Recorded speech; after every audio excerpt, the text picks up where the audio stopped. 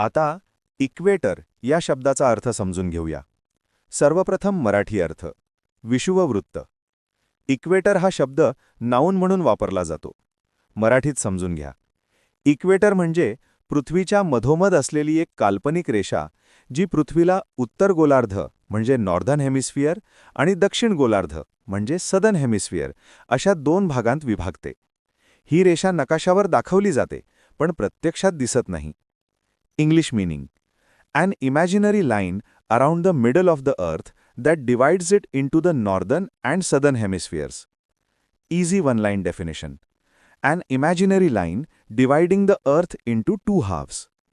आता सिनॉनिम्स पाहूया.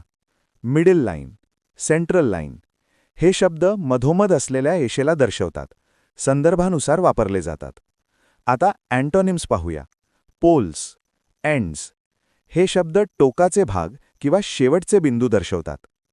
आता उदाहरणे पाहूया. पहिले वाक्य: the equator divides the earth into two halfs. विश्ववृत्त पृथ्वीला दोन भागांत विभागते. इथे इक्वेटर म्हणजे पृथ्वीचा उत्तर आणि दक्षिण असा विभाग करणारी रेषा. आता मित्रांनो, थोडा विचार करा.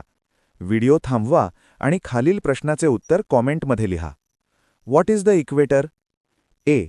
अ real river. B. an imaginary line around the earth. C. a mountain range. D. a type of ocean. तुम्हाला इंग्रजी मोफत आणि सोप्या पद्धतीने सुधारायचे आहे का?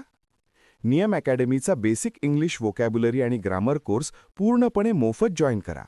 आत्ताच हा नंबर नियम अकॅडमी इंग्लिश नावाने सेव्ह करा. 9270275060. नंतर व्हॉट्सॲपवर हॅलो सर असा मेसेज पाठवा.